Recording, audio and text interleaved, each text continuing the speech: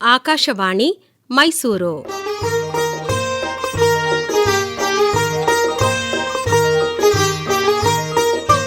ಸ್ವಾತಂತ್ರ್ಯದ ಅಮೃತ ಮಹೋತ್ಸವದ ಸಂದರ್ಭದಲ್ಲಿ ಕೇಳಿ ವಿಶೇಷ ಬಾನುಲಿ ಸರಣಿ ನಮ್ಮ ಸಂವಿಧಾನ.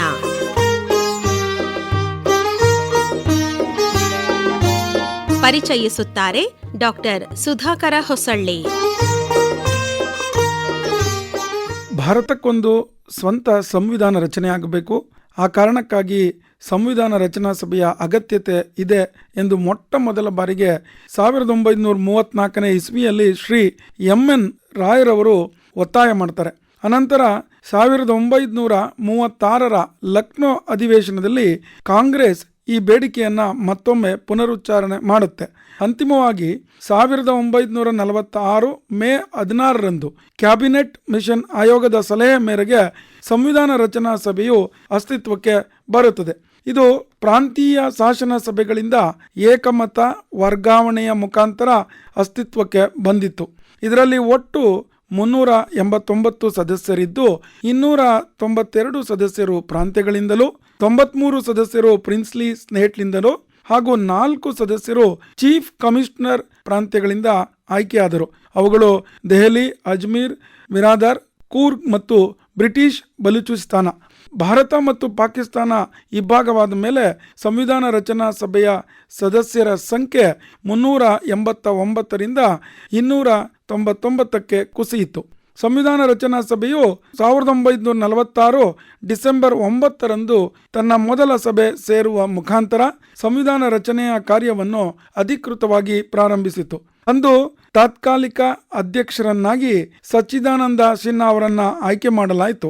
1946 ಡಿಸೆಂಬರ್ 13 ಸಂವಿಧಾನ ರಚನಾ ಸಭೆಗೆ ಡಾಕ್ಟರ್ ಬಾಬು ರಾಜೇಂದ್ರ ಪ್ರಸಾದ್ ಅವರನ್ನ ಕಾಯಂ ಅಧ್ಯಕ್ಷರನ್ನಾಗಿ ಆಯ್ಕೆ ಮಾಡಲಾಯಿತು. ಟಿ ಕೃಷ್ಣಮಾಚಾರಿ ಮತ್ತು ಡಾಕ್ಟರ್ ಎಚ್.ಸಿ. ಮುಖರ್ಜಿಯವರು ಉಪಾಧ್ಯಕ್ಷರುಗಳಾಗಿ ಆಯ್ಕೆಯಾದರು. 1946 ಡಿಸೆಂಬರ್ 13 ಭಾರತ ದೇಶದ ಸಂವಿಧಾನ ಹೇಗಿರಬೇಕು, ಸ್ವರೂಪ ಯಾವುದು, ಸಂವಿಧಾನದ ಚೌಕಟ್ಟು ಹೇಗಿರಬೇಕು ಎಂಬ ಗಣರಾಜ್ಯ ನಿರ್ಣಯವನ್ನು ಜವಾಹರಲಾಲ್ ನೆಹರೂರವರು ಮಂಡಿಸಿದರು. ಸಂವಿಧಾನ ರಚನಾ ಸಭೆಯು ತನ್ನ ಸುಗಮ ಕಾರ್ಯನಿರ್ವಹಣೆಗಾಗಿ 22 ಉಪಸಮಿತಿಗಳನ್ನು ನೇಮಿಸಿತು. ಅದರಲ್ಲಿ 1947 ಆಗಸ್ಟ್ 29 ಅತಿ ಪ್ರಮುಖವಾದ ಕರಡು ರಚನಾ ಸಮಿತಿಯನ್ನು ನೇಮಿಸಲಾಯಿತು. ಇದರ ಅಧ್ಯಕ್ಷರನ್ನಾಗಿ ಡಾಕ್ಟರ್ ಬಿ.ಆರ್. ಅಂಬೇಡ್ಕರ್ ಅವರನ್ನ ಆಯ್ಕೆ ಮಾಡಲಾಯಿತು. ಈ ಸಮಿತಿಯಲ್ಲಿ ಒಟ್ಟು 7 ಜನ ಸದಸ್ಯರಿದ್ದರು. Doctor B R. ಅಂಬೇಡ್ಕರ್ ಅಧ್ಯಕ್ಷರು, K M. Munshi, Mohammed Saadulla, Alladi Krishnaswami Iyer, Gopalaswami Ayyangar, B L. Mitter, D P. Khaitan ಇವರುಗಳು ಕರಡು ರಚನಾ ಸಮಿತಿಯ ಸದಸ್ಯರಾಗಿ ನೇಮಕಗೊಳ್ಳುತ್ತಾರೆ.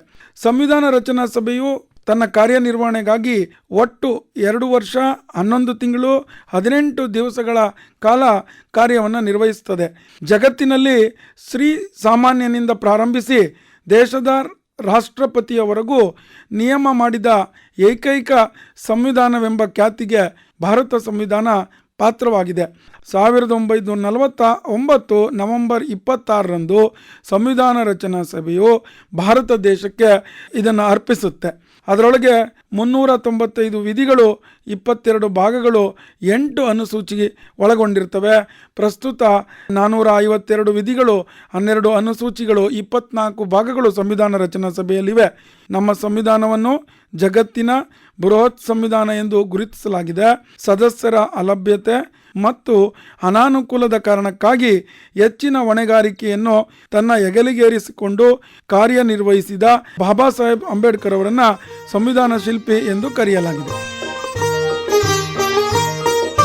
ಸ್ವಾತಂತ್ರ್ಯದ ಅಮೃತ ಮಹೋತ್ಸವದ ಸಂದರ್ಭದಲ್ಲಿ ನಮ್ಮ ಸಂವಿಧಾನ ವಿಶೇಷ ಬಾನುಲಿ ಸರಣಿ ಕೇಳಿದಿರಿ.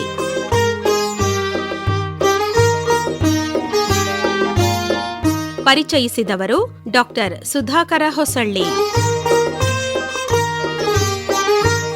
ಈ ಕಾರ್ಯಕ್ರಮ ಆಕಾಶವಾಣಿ ಮೈಸೂರು ಕೇಂದ್ರದಿಂದ ಪ್ರಸಾರವಾಯಿತು. ಆಕಾಶವಾಣಿ ಮೈಸೂರು.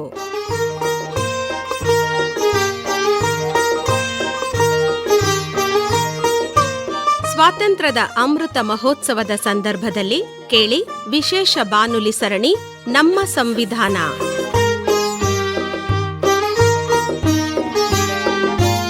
ಪರಿಚಯಿಸುತ್ತಾರೆ ಡಾಕ್ಟರ್ ಸುಧಾಕರ ಹೊಸಳ್ಳಿ. ಭಾರತ ಸಂವಿಧಾನದ ಪ್ರಸ್ತಾವನೆಯು ಒಟ್ಟು ಭಾರತ ಸಂವಿಧಾನದ ಸಾರ, ಧ್ಯೇಯ, ಮೂಲಾಂಶಗಳನ್ನು ತಿಳಿಯಪಡಿಸುವ ಶಕ್ತಿಯುತ ಸಾಧನವಾಗಿದೆ.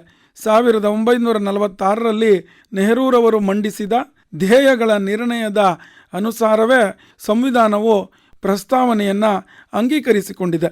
ಸಂವಿಧಾನದ 293, 292, 6, 5 ಮತ್ತು 11 ವಿಧಿಗಳಲ್ಲಿ 1945ನೇ ಇಸ್ವಿಯ ಸಂವಿಧಾನ ರಚನಾ ಸಭೆಯಲ್ಲಿ ಪ್ರಸ್ತಾವನೆಯ ಅಳವಡಿಕೆಯ ಕುರಿತು ವಿಸ್ತೃತವಾಗಿ ಚರ್ಚಿಸಲಾಗಿದೆ. 1949 ಆಗಸ್ಟ್ 10, 11, 12 ಸಂವಿಧಾನ ರಚನಾ ಸಭೆಯು ತನ್ನ ಬಹುಪಾಲು ಚರ್ಚಾ ಅವಧಿಯನ್ನು ಈ ದಿವಸಗಳಲ್ಲಿ ಪ್ರಸ್ತಾವನೆಯ ಕುರಿತಾದ ಚರ್ಚೆಗೆ ಮೀಸಲಿಟ್ಟಿರುವುದು ಪ್ರಸ್ತಾವನೆಯ ಮಹತ್ವವನ್ನು ಸೂಚಿಸುತ್ತದೆ.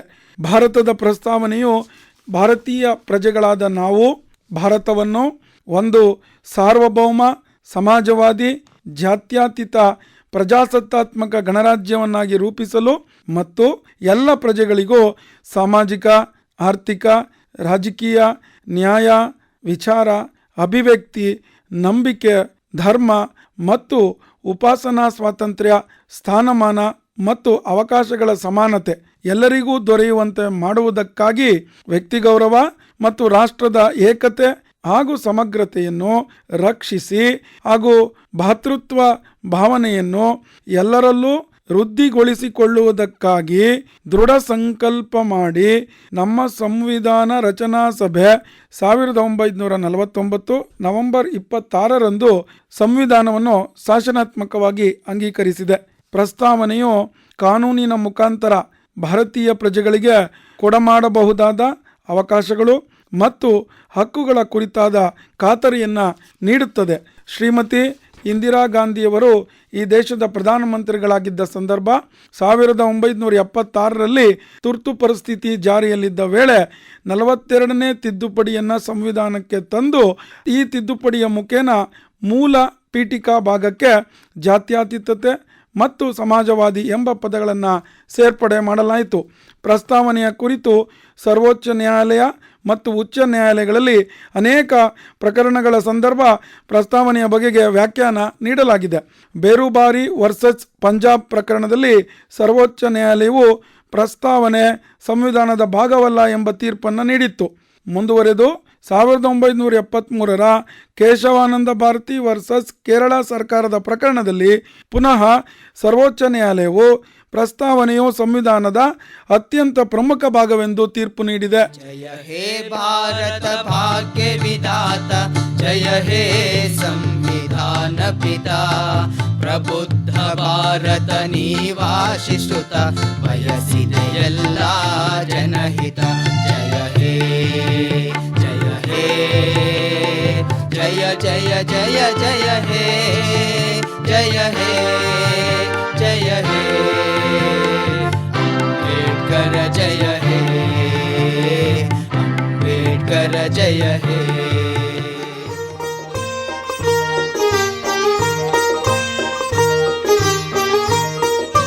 ಸ್ವಾತಂತ್ರ್ಯದ ಅಮೃತ ಮಹೋತ್ಸವದ ಸಂದರ್ಭದಲ್ಲಿ ನಮ್ಮ ಸಂವಿಧಾನ ವಿಶೇಷ ಬಾನುಲಿ ಸರಣಿ ಕೇಳಿದಿರಿ.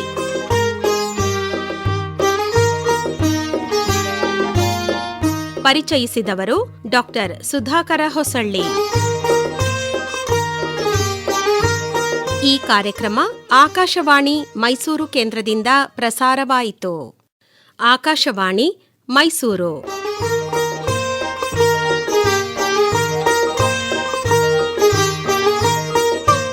ಸ್ವಾತಂತ್ರ್ಯದ ಅಮೃತ ಮಹೋತ್ಸವದ ಸಂದರ್ಭದಲ್ಲಿ ಕೇಳಿ ವಿಶೇಷ ಬಾನುಲಿ ಸರಣಿ ನಮ್ಮ ಸಂವಿಧಾನ.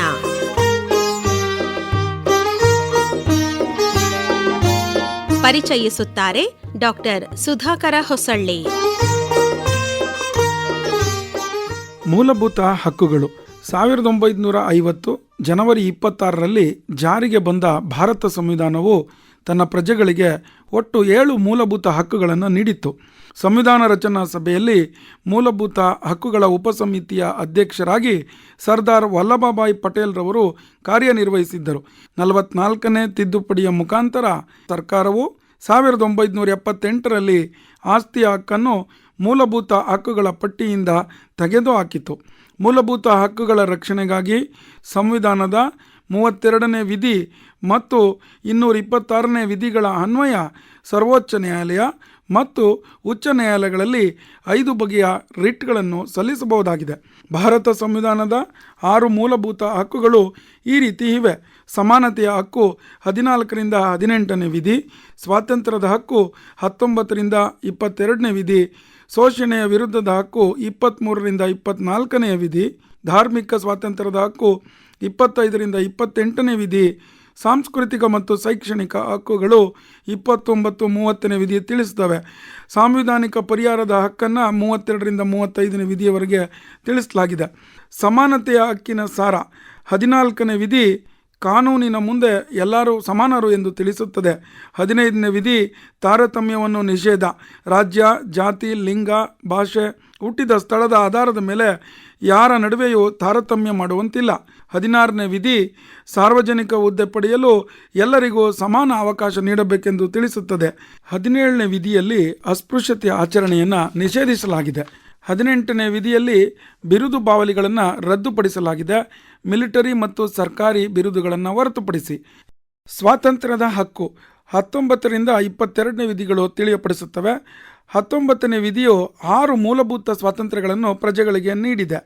ವಾಕ್ ಮತ್ತು ಅಭಿವ್ಯಕ್ತಿ ಸ್ವಾತಂತ್ರ್ಯ, ಅಸ್ತ್ರಗಳಿಲ್ಲದೆ ಶಾಂತಿಯುತವಾಗಿ ಒಂದೆಡೆ ಸೇರುವ ಸ್ವಾತಂತ್ರ್ಯ, ಸಂಘ ಸಂಸ್ಥೆಗಳನ್ನು ರಚಿಸುವ ಸ್ವಾತಂತ್ರ್ಯ, ಭಾರತದಾದ್ಯಂತ ಮುಕ್ತವಾಗಿ ಚಲಿಸುವ ಸ್ವಾತಂತ್ರ್ಯ, ಭಾರತದ ಯಾವುದೇ ಭಾಗದಲ್ಲಿ ವಾಸಿಸುವ ಮತ್ತು ಕಾಯಂ ನೆಲೆಸುವ ಸ್ವಾತಂತ್ರ್ಯ, ಯಾವುದೇ ವೃತ್ತಿಯನ್ನು ನಡೆಸುವ ಅಥವಾ ಯಾವುದೇ ವಾಣಿಜ್ಯ ವ್ಯವಹಾರದಲ್ಲಿ ತೊಡಗಿಕೊಳ್ಳುವ ಸ್ವಾತಂತ್ರ್ಯ.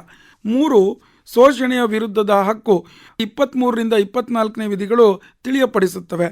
ಮಾನವ ಕಳ್ಳಸಾಗಣೆ ಮತ್ತು ಮಾರಾಟ ನಿಷೇಧ, 14 ವರ್ಷಕ್ಕಿಂತ ಕಡಿಮೆ ವಯಸ್ಸಿನ ಮಕ್ಕಳನ್ನು ಕಾರ್ಖಾನೆಗಳಲ್ಲಿ, ಗಣಿಗಳಲ್ಲಿ ಹಾಗೂ ಇನ್ನಿತರ ಹಾನಿಕಾರಕ ವೃತ್ತಿಗಳಲ್ಲಿ ತೊಡಗಿಸುವುದರ ಮೇಲೆ ನಿಷೇಧ. 4ನೇ ವಿಧಿ ಧಾರ್ಮಿಕ ಸ್ವಾತಂತ್ರ್ಯದ ಹಕ್ಕು 25ರಿಂದ 28ನೇ ವಿಧಿಗಳು ತಿಳಿಯಪಡಿಸುತ್ತವೆ. ಯಾವುದೇ ಧರ್ಮವನ್ನು ಸ್ವೀಕರಿಸುವ, ಆಚರಿಸುವ ಮತ್ತು ಪ್ರಚಾರ ಮಾಡುವ ಹಕ್ಕು. ಯಾವುದೇ ನಿರ್ದಿಷ್ಟ ಧರ್ಮವನ್ನು ಪ್ರಚಾರ ಮಾಡಲು ತೆರಿಗೆ ನೀಡುವಿಕೆಯಿಂದ ಸ್ವಾತಂತ್ರ್ಯ. ಧಾರ್ಮಿಕ ವಿಷಯಗಳ ನಿರ್ವಹಣೆಯ ಸ್ವಾತಂತ್ರ್ಯ. ಶೈಕ್ಷಣಿಕ ಸಂಸ್ಥೆಗಳಲ್ಲಿ ಧಾರ್ಮಿಕ ಬೋಧನೆ ವಿನಾಯಿತಿ. 5ನೇದು ಸಾಂಸ್ಕೃತಿಕ ಮತ್ತು ಶೈಕ್ಷಣಿಕ ಹಕ್ಕುಗಳು ವಿಧಿ 29, 30 ತಿಳಿಸ್ತವೆ. ಅಲ್ಪಸಂಖ್ಯಾತರ ಭಾಷೆ, ಹಸ್ತಾಕ್ಷರ ಮತ್ತು ಸಂಸ್ಕೃತಿಯ ರಕ್ಷಣೆ. ಅಲ್ಪಸಂಖ್ಯಾತರು ಶೈಕ್ಷಣಿಕ ಸಂಸ್ಥೆಗಳನ್ನು ಸ್ಥಾಪಿಸುವ ಮತ್ತು ನಿರ್ವಹಿಸುವ ಹಕ್ಕು. 6ನೇದು ಸಾಂವಿಧಾನಿಕ ಪರಿಹಾರಗಳ ಹಕ್ಕು. ಹೀಗೆ ಹೇಳಿದ ಎಲ್ಲ ಹಕ್ಕುಗಳ ಅನುಷ್ಠಾನಕ್ಕೆ ಸಾಂವಿಧಾನಿಕ ಪರಿಹಾರದ ಅವಕಾಶವನ್ನು ಕಲ್ಪಿಸಿಕೊಡುತ್ತದೆ. ಮತ್ತು ಡಾಕ್ಟರ್ BR ಅಂಬೇಡ್ಕರ್ ಅವರು 32ನೇ ವಿಧಿಯನ್ನು ಸಂವಿಧಾನದ ಆತ್ಮ ಮತ್ತು ಹೃದಯ ಎಂದು ಕರೆದಿದ್ದರು. ಮೂಲಭೂತ ಹಕ್ಕುಗಳ ರಕ್ಷಣೆಗಾಗಿ 5 ಬಗೆಯ ರಿಟ್ಗಳನ್ನು ಹಾಕಬಹುದು. 1 ಹೇಬಿಯಸ್ ಕಾರ್ಪಸ್, 2 ಮ್ಯಾಂಡಮಸ್, 3 ಸರ್ಶಿಯೋರರಿ, 4 ಪ್ರೊಹಿಬಿಷನ್, 5 ಕೋವಾರೆಂಟೋ. ನಮ್ಮ ಸಂವಿಧಾನ ವಿಶೇಷ ಬಾನುಲಿ ಸರಣಿ ಕೇಳಿದಿರಿ. ಪರಿಚಯಿಸಿದವರು ಡಾಕ್ಟರ್ ಸುಧಾಕರ ಹೊಸಳ್ಳಿ. ಈ ಕಾರ್ಯಕ್ರಮ ಆಕಾಶವಾಣಿ ಮೈಸೂರು ಕೇಂದ್ರದಿಂದ ಪ್ರಸಾರವಾಯಿತು. ಆಕಾಶವಾಣಿ ಮೈಸೂರು.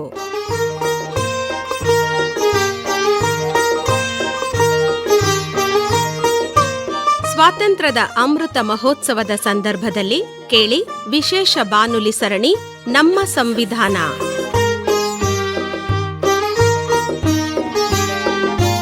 ಪರಿಚಯಿಸುತ್ತಾರೆ ಡಾಕ್ಟರ್ ಸುಧಾಕರ ಹೊಸಳ್ಳಿ. ರಾಜ್ಯ ನೀತಿ ನಿರ್ದೇಶಕ ತತ್ವಗಳು. ಸಂವಿಧಾನದ 4ನೇ ಭಾಗದಲ್ಲಿ ರಾಜ್ಯ ನೀತಿ ನಿರ್ದೇಶಕ ತತ್ವಗಳಿಗೆ ಅವಕಾಶ ಕಲ್ಪಿಸಲಾಗಿದೆ. ಸಂವಿಧಾನದ 36ನೇ ವಿಧಿಯಿಂದ 51ನೇ ವಿಧಿಯವರೆಗೆ ರಾಜ್ಯ ನೀತಿ ನಿರ್ದೇಶಕ ತತ್ವಗಳ ಸೇರ್ಪಡೆ ಮಾಡಲಾಗಿದೆ. ಈ ಮಾದರಿಯನ್ನು ಐರ್ಲೆಂಡ್ನಿಂದ ಎರವಲು ಪಡೆಯಲಾಗಿದೆ. ಮೂಲಭೂತ ಹಕ್ಕುಗಳಂತೆ ರಾಜ್ಯ ನೀತಿ ನಿರ್ದೇಶಕ ತತ್ವಗಳು ಉನ್ನತ ಮಟ್ಟದ ಕಾನೂನಿನ ಬೆಂಬಲ ಪಡೆದಿರುವುದಿಲ್ಲ. ಆದಾಗ್ಯೂ ಜನಪರ ನೀತಿ, ಪ್ರಜಾ ಕಲ್ಯಾಣ ಬದ್ಧ ಆಡಳಿತ ನಡೆಸಲು ಸರ್ಕಾರ ಹೇಗೆ ನಡೆದುಕೊಳ್ಳಬೇಕೆಂದು ಇವುಗಳು ತಿಳಿಯಪಡಿಸುತ್ತವೆ. ಬಾಬಾ ಸಾಹೇಬ್ ಅಂಬೇಡ್ಕರ್ ಅವರು ರಾಜ್ಯ ನೀತಿ ನಿರ್ದೇಶಕ ತತ್ವಗಳನ್ನು ಸಂವಿಧಾನದ ವಿಶಿಷ್ಟ ಭಾಗವೆಂದು ಘೋಷಿಸಿದ್ದರು. ರಾಜ್ಯ ನೀತಿ ನಿರ್ದೇಶಕ ತತ್ವಗಳ ಜನತೆಯ ಸರ್ವಾಂಗೀಣ ಅಭಿವೃದ್ಧಿಯ ಚಿಂತನೆಯನ್ನು ಹೊಂದಿರುತ್ತವೆ. ಈ ತತ್ವಗಳಲ್ಲಿ 3 ವಿಧಗಳಿವೆ. 1 ಸಮಾಜವಾದಿ ತತ್ವಗಳು, 2 ಉದಾರವಾದಿ ತತ್ವಗಳು, 3 ಗಾಂಧಿವಾದಿ ತತ್ವಗಳು. ಸಮಾಜವಾದಿ ತತ್ವಗಳು ಜೀವನಾವಶ್ಯಕ ವಸ್ತುಗಳನ್ನು ಜನರಿಗೆ ತಲುಪಿಸುವುದು, ಕೃಷಿಕರ ಅಥವಾ ಕಾರ್ಮಿಕರ ಹಿತರಕ್ಷಣೆ ಕಾಪಾಡುವುದು, ಸಾಮಾಜಿಕ ಅಂಧತ್ವವನ್ನು ತೊಡೆದುಹಾಕುವುದು, ದುಡಿಮೆಗಾರರಿಗೆ ವಿಶೇಷ ಸವಲತ್ತುಗಳನ್ನು ಒದಗಿಸುವುದು, ಆರ್ಥಿಕ ಸಂಪತ್ತಿನ ಸಮಾನ ವಿತರಣೆ. 2ನೇಯದು ಉದಾರವಾದಿ ತತ್ವಗಳು. ಉದಾರವಾದಿ ತತ್ವಗಳ ಪ್ರಮುಖ ಅಂಶಗಳೆಂದರೆ ಪ್ರಸಿದ್ಧ ಯಾತ್ರಾ ಸ್ಥಳಗಳನ್ನು ಗುರುತಿಸಿ ರಕ್ಷಿಸುವುದು, ಅಂತಾರಾಷ್ಟ್ರೀಯ ಮಟ್ಟದಲ್ಲಿ ಸೌಜನ್ಯತೆ, ಸಹಕಾರ ಮತ್ತು ಶಾಂತಿಯನ್ನು ಕಾಪಾಡುವುದು, ಅಂತಾರಾಷ್ಟ್ರೀಯ ನೀತಿ ನಿಯಮಗಳನ್ನು ಗೌರವಿಸುವುದು, ಕಾರ್ಯಾಂಗ ಮತ್ತು ನ್ಯಾಯಾಂಗದ ನಡುವೆ ಪ್ರತ್ಯೇಕತೆಯನ್ನು ಸ್ಥಾಪಿಸುವುದು, ರಾಷ್ಟ್ರೀಯ ಮೌಲ್ಯಗಳನ್ನು ಉಳಿಸುವುದು. 3ನೇಯದು ಗಾಂಧಿವಾದಿ ತತ್ವಗಳು.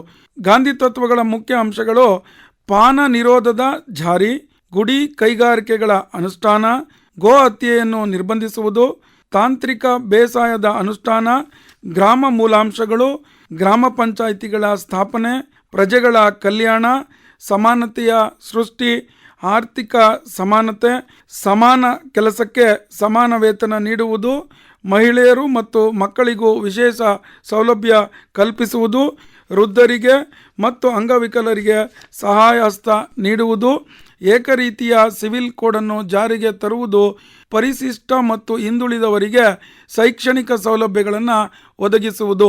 ಇವುಗಳು ರಾಜ್ಯ ನೀತಿ ನಿರ್ದೇಶಕ ತತ್ವಗಳ ಮೂಲಾಂಶಗಳಾಗಿರುತ್ತವೆ.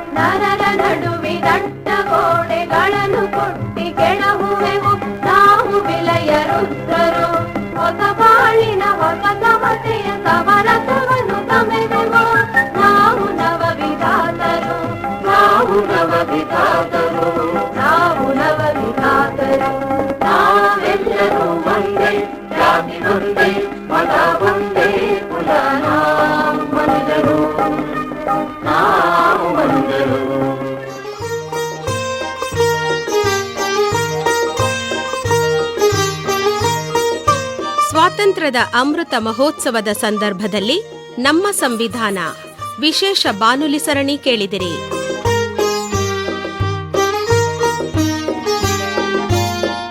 ಪರಿಚಯಿಸಿದವರು ಡಾಕ್ಟರ್ ಸುಧಾಕರ ಹೊಸಳ್ಳಿ. ಈ ಕಾರ್ಯಕ್ರಮ ಆಕಾಶವಾಣಿ ಮೈಸೂರು ಕೇಂದ್ರದಿಂದ ಪ್ರಸಾರವಾಯಿತು. ಆಕಾಶವಾಣಿ ಮೈಸೂರು.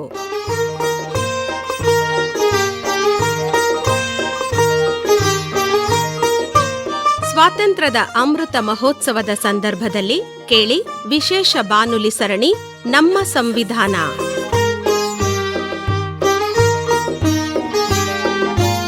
ಪರಿಚಯಿಸುತ್ತಾರೆ ಡಾಕ್ಟರ್ ಸುಧಾಕರ ಹೊಸಳ್ಳಿ. ಕೇಂದ್ರ ರಾಜ್ಯ ಸಂಬಂಧಗಳು. ಸಂವಿಧಾನದ 7ನೇ ಅನುಸೂಚಿ 11ನೇ ಭಾಗದಲ್ಲಿ ಕೇಂದ್ರ ಮತ್ತು ರಾಜ್ಯಗಳ ಸಂಬಂಧಗಳ ಬಗ್ಗೆ ಲಿಖಿತವಾಗಿ ಅಧಿಕಾರವನ್ನು ಹಂಚಿಕೆ ಮಾಡಲಾಗಿದೆ. ಸಂವಿಧಾನದ 245ನೇ ವಿಧಿಯಿಂದ 280ನೇ ವಿಧಿಯವರೆಗೆ ಕೇಂದ್ರ ರಾಜ್ಯಗಳ ಸಂಬಂಧಗಳ ಬಗ್ಗೆ ವಿಸ್ತೃತವಾಗಿ ವಿವರಿಸಲಾಗಿದೆ. ಭಾರತದಲ್ಲಿ ಕೇಂದ್ರ ಸರ್ಕಾರಕ್ಕೆ ಮಾತ್ರ ಪರಮಾಧಿಕಾರವನ್ನು ನೀಡಲಾಗಿದೆ. ಅಂಬೇಡ್ಕರ್ ಅವರು ಅಮೆರಿಕಾದಲ್ಲಿನ ಬಲಿಷ್ಠ ಸಂಯುಕ್ತ ವ್ಯವಸ್ಥೆಯ ಮಾದರಿಯನ್ನು ಹೊರತುಪಡಿಸಿ ಕೆನಡಾ ಮಾದರಿಯ ಅರೆ ಸಂಯುಕ್ತ ವ್ಯವಸ್ಥೆ ಅಥವಾ ಸುಲಭ ಸಂಯುಕ್ತ ವ್ಯವಸ್ಥೆಯನ್ನು ಎರವಲು ಪಡೆದರು. ಈ ಸಂಬಂಧ ರಚಿತವಾಗಿರುವ ಸರ್ಕಾರೀಯ ಕಮಿಷನ್, ರಾಜಮನ್ನಾರ್ ವರದಿ, ಆಡಳಿತ ಸುಧಾರಣಾ ಆಯೋಗದ ವರದಿಗಳು ಕೂಡ ಕೇಂದ್ರ ಸರ್ಕಾರದ ಹೆಚ್ಚಿನ ಅಧಿಕಾರವನ್ನು ಮಾನ್ಯ ಮಾಡಿವೆ. ಅದೇ ರೀತಿ ಸ್ಟೇಟ್ ಆಫ್ ಒರಿಸ್ಸಾ ಮತ್ತು ಗವರ್ನಮೆಂಟ್ ಆಫ್ ಇಂಡಿಯಾದ 2009 ಫೆಬ್ರವರಿ 6ರ ಪ್ರಕರಣ ಹಾಗೂ state of West Bengal versus union of India 1962 21 December ಮುಂತಾದ ಪ್ರಕರಣಗಳಲ್ಲಿ ನ್ಯಾಯಾಲಯವು ಕೂಡ ಕೇಂದ್ರದ ಅಧಿಕಾರವನ್ನು ಎತ್ತು ಹಿಡಿದಿದೆ. ಕೇಂದ್ರ ಮತ್ತು ರಾಜ್ಯಗಳ ನಡುವೆ ಶಾಸನೀಯವಾಗಿ, ಆಡಳಿತಾತ್ಮಕವಾಗಿ, ಆರ್ಥಿಕವಾಗಿ ಅಧಿಕಾರವನ್ನು ವಿಭಜಿಸಿರುವುದನ್ನು ಕಾಣಬಹುದು. 245ರಿಂದ 265ನೇ ವಿಧಿಗಳು ಮತ್ತು 200 ಹಾಗೂ 201ನೇ ವಿಧಿಗಳು ಕೇಂದ್ರ ಮತ್ತು ರಾಜ್ಯ ಸರ್ಕಾರದ ಶಾಸನೀಯ ಅಧಿಕಾರಗಳನ್ನು ತಿಳಿಸುತ್ತಾ ಕೇಂದ್ರದ ಅಧಿಕಾರವನ್ನು ಮಾನ್ಯ ಮಾಡ್ತವೆ. 245ನೇ ವಿಧಿಯ ಪ್ರಕಾರ ಸಂಸತ್ತು ಮಾಡಿದ ಕಾನೂನು ಎಲ್ಲೇ ಮೀರಿದೆ ಎಂದು ಭಾವಿಸಬಾರದು ಮತ್ತು ಅನೂರ್ಜಿತ ಮಾಡಬಾರದು ಎಂದು ತಿಳಿಯಪಡಿಸುತ್ತೆ. 265ನೇ ವಿಧಿಯ ಪ್ರಕಾರ ರಾಜ್ಯ ಪಟ್ಟಿಯಲ್ಲಿರುವ ಅಥವಾ ಇಲ್ಲದಿರುವ ಯಾವುದೇ ವಿಷಯದ ಬಗ್ಗೆ ಸಂಸತ್ತು ಕಾನೂನು ಮಾಡಬಹುದು. ಅದೇ ರೀತಿ ಕೇಂದ್ರದ ಕಾನೂನಿಗೆ ಸಂಬಂಧಿಸಿದಂತೆ ಸಂಸತ್ತು ಹೆಚ್ಚುವರಿ ನ್ಯಾಯಾಲಯಗಳನ್ನು ಸ್ಥಾಪನೆ ಮಾಡಬಹುದಂತ 247ನೇ ವಿಧಿ ತಿಳಿಸುತ್ತೆ.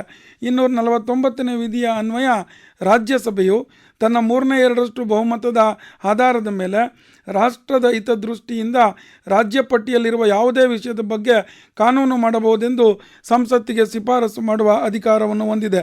ಅದೇ ರೀತಿ 257ನೇ ವಿಧಿಯ ಅನ್ವಯ ರಾಜ್ಯವು ತನ್ನ ಕಾರ್ಯಾಂಗ ಅಧಿಕಾರವನ್ನು ಚಲಾಯಿಸುವಾಗ ಸಂಸತ್ತಿನ ಕಾನೂನುಗಳನ್ನು ಅನುಸರಿಸಬೇಕು ಎಂಬ ನಿರ್ದೇಶನವನ್ನು ನೀಡುತ್ತೆ. ಅದೇ ರೀತಿ 258ನೇ ವಿಧಿ ರಾಜ್ಯ ಸರ್ಕಾರಗಳು ತನ್ನ ಅಧಿಕಾರ ಚಲಾಯಿಸುವಾಗ ಕೇಂದ್ರ ಕಾರ್ಯಾಂಗಕ್ಕೆ ಅಡಚಣೆ ಉಂಟು ಮಾಡಬಾರದು ಎಂಬುದನ್ನು ತಿಳಿಯಪಡಿಸುತ್ತೆ. ಅದೇ ರೀತಿ 262ನೇ ವಿಧಿ ಪ್ರಕಾರ ಅಂತರ ರಾಜ್ಯ ಜಲ ವಿವಾದಗಳನ್ನು ಬಗೆಹರಿಸಲು ಕಾನೂನು ರಚಿಸುವ ಅಧಿಕಾರ ಕೇಂದ್ರಕ್ಕೆ ಇದೆ. ಮುಂದುವರಿದು ಕೇಂದ್ರ ಪಟ್ಟಿಯಲ್ಲಿರುವ ಹಲವಾರು ವಿಷಯಗಳಿಗೆ ಸಂಬಂಧಪಟ್ಟಂತೆ 45ರಿಂದ 63ನೇ ವಿಷಯಗಳು ರಾಜ್ಯ ಸರ್ಕಾರಗಳ ತೆರಿಗೆ ಹಂಚಿಕೆ ಮತ್ತು ರಾಜ್ಯಗಳಿಗೆ 19 ಆದಾಯ ಮೂಲಗಳಿದ್ದರೂ ಹಣಕಾಸಿನ ವಿಷಯದಲ್ಲಿ ಸ್ವಾಯತ್ತತೆ ಇಲ್ಲ ಎಂಬುದನ್ನು ತಿಳಿಯಪಡಿಸುತ್ತವೆ. ಸಂವಿಧಾನದ 268ನೇ ವಿಧಿಯ ಅನ್ವಯ ಕೆಲವು ತೆರಿಗೆಗಳನ್ನು ಕೇಂದ್ರ ಸರ್ಕಾರ ವಿಧಿಸಿ ಅದನ್ನು ರಾಜ್ಯಗಳು ವಸೂಲಿ ಮಾಡಿ ಹಂಚಿಕೊಳ್ಳುತ್ತವೆ. ಅದೇ ರೀತಿ ಸ್ಟ್ಯಾಂಪ್ ಡ್ಯೂಟಿ ಮತ್ತು ಔಷಧಗಳ ತಯಾರಿಕೆ ಮೇಲೆ ತೆರಿಗೆ ಹಾಕುವ ಅಧಿಕಾರವನ್ನು ಈ ರೀತಿ ಕೇಂದ್ರ ಅವಕಾಶ ಮಾಡಿದೆ. 269ನೇ ವಿಧಿಯ ಪ್ರಕಾರ ಕೆಲವು ತೆರಿಗೆಗಳನ್ನು ಕೇಂದ್ರ ಸರ್ಕಾರ ತಾನೇ ವಸೂಲು ಮಾಡಿ ರಾಜ್ಯಗಳಿಗೆ ಹಂಚುತ್ತದೆ. ಒಟ್ಟಾರೆಯಾಗಿ ಕೇಂದ್ರ ಮತ್ತು ರಾಜ್ಯಗಳು ಪರಸ್ಪರ ಪೂರಕವಾಗಿ ಕಾರ್ಯನಿರ್ವಹಿಸುವ ಮೂಲಕ ಭಾರತ ಸಂವಿಧಾನದ ಆಶಯದ ಅಡಿಯಲ್ಲಿ ಕಲ್ಯಾಣ ರಾಜ್ಯವನ್ನು ನಿರ್ವಹಿಸಲು ಅವಕಾಶವನ್ನು ಸಂವಿಧಾನದ ರಚನಾಕಾರರು ಕಲ್ಪಿಸಿಕೊಟ್ಟಿರುತ್ತಾರೆ. ನಮ್ಮ ಸಂವಿಧಾನ ವಿಶೇಷ ಬಾನುಲಿ ಸರಣಿ ಕೇಳಿದಿರಿ.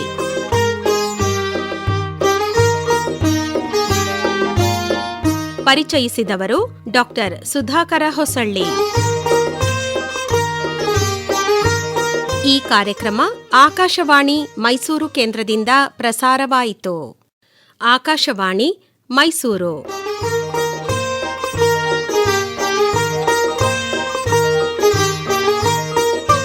ಸ್ವಾತಂತ್ರ್ಯದ ಅಮೃತ ಮಹೋತ್ಸವದ ಸಂದರ್ಭದಲ್ಲಿ ಕೇಳಿ ವಿಶೇಷ ಬಾನುಲಿ ಸರಣಿ ನಮ್ಮ ಸಂವಿಧಾನ.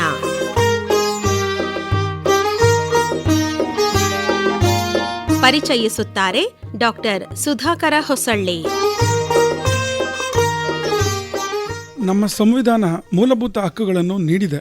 ಮೂಲಭೂತ ಹಕ್ಕುಗಳು ಎಂದು ಕರೆದಾಗಲೇ ಅವಕ್ಕೆ ವಿಶೇಷ ರಕ್ಷಣೆ ಇದೆ ಎನ್ನುವುದು ಸೂಚಿತವಾಗುತ್ತದೆ. ಕಾನೂನಿನಿಂದ ಪ್ರಾಪ್ತವಾದ ಹಕ್ಕುಗಳ ಉಲ್ಲಂಘನೆಯಾದರೆ ಅದಕ್ಕೆ ನ್ಯಾಯಾಲಯದ ವಿಚಾರಣೆ, ತೀರ್ಪು, ಮೇಲ್ಮನವಿ ಹೀಗೆ ನೊಂದ ವ್ಯಕ್ತಿಗೆ ನ್ಯಾಯ ಸಿಗುವಾಗ ಬಹಳ ವಿಳಂಬವಾಗುವುದು ಸಹಜ. ಅದರಲ್ಲಿಯೂ ನಮ್ಮ ನ್ಯಾಯದಾನ ವಿಧಾನದಲ್ಲಿ ಅದು ನಿರೀಕ್ಷಿತ.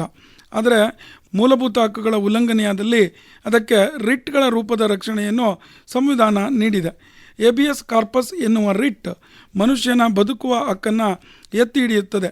ಉದಾಹರಣೆಗೆ, ಯಾವುದಾದರೂ ಮಹಿಳೆಯ ಪತಿ ಕಾಣೆಯಾಗಿದ್ದು ಕಾನೂನು ಬಾಹಿರ ಬಂಧನವಾಗಿದ್ದರೆ, ಆತನ ಜೀವಕ್ಕೆ ಅಪಾಯವಿದೆ ಎಂಬ ಆತಂಕವಿದ್ದರೆ ಆತನ ಇರುವಿಕೆಯನ್ನು ಸಾಬೀತುಪಡಿಸುವಂತೆ ಆ ಮಹಿಳೆಯು ಹೇಬಿಯಸ್ ಕಾರ್ಪಸ್ ಮುಖಾಂತರ ನ್ಯಾಯಾಲಯವನ್ನು ವಿನಂತಿಸಬಹುದು. ಅವಳ ಪತಿ ಬದುಕಿದ್ದಾನೆ ಮತ್ತು ಸುರಕ್ಷಿತವಾಗಿದ್ದಾನೆ ಎನ್ನುವ ಭರವಸೆಯನ್ನು ಆ ಮಹಿಳೆಗೆ ನೀಡುವ ಹೊಣೆ ನ್ಯಾಯಾಲಯದ್ದು. ಬಂಧನಕ್ಕೊಳಗಾದ 24 ಗಂಟೆಯ ಒಳಗೆ ಕಡ್ಡಾಯವಾಗಿ ಬಂಧಿತನನ್ನು ನ್ಯಾಯಾಲಯದ ಮುಂದೆ ಹಾಜರುಪಡಿಸಿ ಅಕ್ರಮವಾಗಿ ಬಂಧಿಸಲಾಗಿದೆ ಎಂದು ಕಂಡುಬಂದರೆ ಅವನ ಬಿಡುಗಡೆಗೆ ನ್ಯಾಯಾಲಯ ಆದೇಶ ನೀಡುತ್ತದೆ. ಖಾಸಗಿ ವ್ಯಕ್ತಿಗಳ ಅಥವಾ ಸರ್ಕಾರಗಳ ನಿರಂಕುಶ ಚಟುವಟಿಕೆಗೆ ಹಾಗೂ ವರ್ತನೆಗಳನ್ನು ತಡೆಹಿಡಿಯಲು ಈ ರಿಟ್ಟನ್ನು ಹೊರಡಿಸಲಾಗುತ್ತದೆ. ಕ್ರಿಮಿನಲ್ ಅಪರಾಧಕ್ಕಾಗಿ ನ್ಯಾಯಾಲಯವು ವ್ಯಕ್ತಿಯೊಬ್ಬನನ್ನು ಬಂಧನದಲ್ಲಿಟ್ಟಾಗ ಅವನನ್ನು ಬಿಡುಗಡೆ ಮಾಡುವಂತೆ ಈ ರಿಟ್ ಅರ್ಜಿಯನ್ನು ಸಲ್ಲಿಸುವಂತಿಲ್ಲ. ಮ್ಯಾಂಡಮಸ್ ಎನ್ನುವುದು ಇನ್ನೊಂದು ರಿಟ್. ಅಧಿಕಾರಿಯೊಬ್ಬರು ತಮ್ಮ ಅಧಿಕಾರವನ್ನು ಚಲಾಯಿಸಲು ನಿರಾಕರಿಸಿದಾಗ ಅಧಿಕಾರ ಚಲಾಯಿಸುವಂತೆ ಆದೇಶ ನೀಡುವ ಅಧಿಕಾರ ಕೋರ್ಟ್ಗೆ ಇರುತ್ತದೆ. ಯಾವುದೇ ವ್ಯಕ್ತಿ ತನ್ನ ಸಾರ್ವಜನಿಕ ಕರ್ತವ್ಯವನ್ನು ಮಾಡುವಂತೆ ನಿರ್ದೇಶನ ನೀಡಲು ಹೈಕೋರ್ಟ್ ಮ್ಯಾಂಡಮಸ್ ರಿಟ್ಟನ್ನು ಸ್ವೀಕರಿಸಬಹುದು. ತನ್ನ ಕರ್ತವ್ಯವನ್ನು ಮಾಡಲು ನಿರಾಕರಿಸಿದ ನ್ಯಾಯಾಲಯ ಅಥವಾ ನ್ಯಾಯಿಕ ಮಂಡಳಿಗೆ ತನ್ನ ಕರ್ತವ್ಯವನ್ನು ನಿರ್ವಹಿಸುವಂತೆ ಕೋರ್ಟ್ ಆದೇಶ ನೀಡಬಹುದು. ಸಂವಿಧಾನ ಬಾಹಿರ ಕಾನೂನನ್ನು ಜಾರಿಗೆ ತರದಂತೆ ಅಧಿಕಾರಿ ಅಥವಾ ಸರ್ಕಾರಕ್ಕೆ ನಿರ್ದೇಶನವನ್ನು ಕೋರ್ಟ್ ನೀಡಬಹುದು. ಈ ರಿಟ್ ಅರ್ಜಿಯನ್ನು ರಾಷ್ಟ್ರಪತಿ, ರಾಜ್ಯಪಾಲರು ಮತ್ತು ಖಾಸಗಿ ವ್ಯಕ್ತಿಗಳ ವಿರುದ್ಧ ಸಲ್ಲಿಸುವಂತಿಲ್ಲ. ಇನ್ನು ಕೆಳಗಿನ ನ್ಯಾಯಾಲಯಗಳು ತಮ್ಮ ಅಧಿಕಾರ ವ್ಯಾಪ್ತಿಯನ್ನು ಮೀರಿ ಅಥವಾ ಪ್ರಕೃತಿ ನಿಯಮಕ್ಕೆ ವಿರುದ್ಧವಾಗಿ ತೀರ್ಪು ನೀಡದಂತೆ ತಡೆಯಲು ಸುಪ್ರೀಂ ಕೋರ್ಟ್ ಅಥವಾ ಹೈಕೋರ್ಟ್ ಪ್ರೊಹಿಬಿಷನ್ ರಿಟ್ಟನ್ನು ಹೊರಡಿಸಬಹುದು. ಮತ್ತು ಯಾವುದೇ ಪ್ರಜೆಗೆ ಕೆಳ ಹಂತದ ನ್ಯಾಯಾಲಯಗಳ ತೀರ್ಪುಗಳಿಂದ ಮೂಲಭೂತ ಹಕ್ಕುಗಳಿಗೆ ತೊಂದರೆಯಾದಾಗ ಸುಪ್ರೀಂ ಕೋರ್ಟ್ ಸರ್ಜಿಯೋರರಿ ರಿಟ್ ಹೊರಡಿಸಬಹುದು. ನ್ಯಾಯಾಲಯಗಳು ಮತ್ತು ನ್ಯಾಯಿಕ ಅಧಿಕಾರಿಗಳನ್ನು ಹೊಂದಿರುವವರ ವಿರುದ್ಧ ಮಾತ್ರ ಸಲ್ಲಿಸಬಹುದು. ಒಮ್ಮೆ ನಿಯಮ ಮೀರಿ ಅಕ್ರಮವಾಗಿ ಯಾವುದೇ ಪ್ರಜೆಯ ಅವಕಾಶಗಳನ್ನು ವಂಚಿಸಿ ಸಾರ್ವಜನಿಕ ಹುದ್ದೆಗಳನ್ನು ಅಥವಾ ಸರ್ಕಾರದ ಉನ್ನತ ಸ್ಥಾನಗಳನ್ನು ಆಕ್ರಮಿಸಿದರೆ ಅಂಥವರ ವಿರುದ್ಧ ಈ ರಿಟ್ ಅರ್ಜಿಯ ಮೂಲಕ ರಕ್ಷಣೆಗಾಗಿ ಕೋ ವಾರೆಂಟೋ ರಿಟ್ ಮೂಲಕ ನ್ಯಾಯಾಲಯದ ಮೊರೆ ಹೋಗಬಹುದು. ಪ್ರಜೆಗಳಿಗೆ ಮೂಲಭೂತ ಹಕ್ಕುಗಳ ರಕ್ಷಣೆ ಅತಿ ಅವಶ್ಯಕ ಎನ್ನುವ ಕಾರಣಕ್ಕಾಗಿ ಸಂವಿಧಾನ ರಚನಾಕಾರರು ತಕ್ಷಣದ ರಕ್ಷಣೆಗಾಗಿ ರಿಟ್ಗಳ ಮೂಲಕ ಪರಿಹಾರದ ಹಾದಿ ತೋರಿಸಿದ್ದಾರೆ. ಈ ಕುರಿತು ಚರ್ಚೆ ನಿರಂತರವಾಗಿ ನಡೆದುಕೊಂಡು ಬಂದಿದೆ. ಮಾನವ ಹಕ್ಕುಗಳ ನೆಲೆಯಲ್ಲಿ ಜಗತ್ತಿನಾದ್ಯಂತ ಈ ಹಕ್ಕುಗಳ ರಕ್ಷಣೆಯ ಉಪಾಯಕ್ಕಾಗಿ ಚಿಂತನೆ ನಡೆದೇ ಇದೆ. ಸ್ವತಂತ್ರ ನ್ಯಾಯಾಂಗ ವ್ಯವಸ್ಥೆ ಇರುವುದರಿಂದ ಪ್ರಭುತ್ವದ ಅಧಿಕಾರವನ್ನು ನಿಯಂತ್ರಿಸುವ ಸಾಧನವಾಗಿ ಈ ರಿಟ್ ಬಳಕೆಯಾಗುತ್ತಿದೆ. ಪ್ರಜೆಗಳ ವಿತ್ತ ಜೀವಿತಗಳಿಗೆ ಭರವಸೆಯಾಗಿದೆ.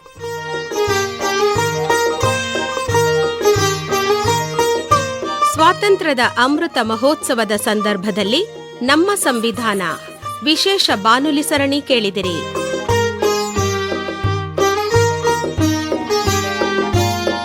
ಪರಿಚಯಿಸಿದವರು ಡಾಕ್ಟರ್ ಸುಧಾಕರ ಹೊಸಳ್ಳಿ. ಈ ಕಾರ್ಯಕ್ರಮ ಆಕಾಶವಾಣಿ ಮೈಸೂರು ಕೇಂದ್ರದಿಂದ ಪ್ರಸಾರವಾಯಿತು.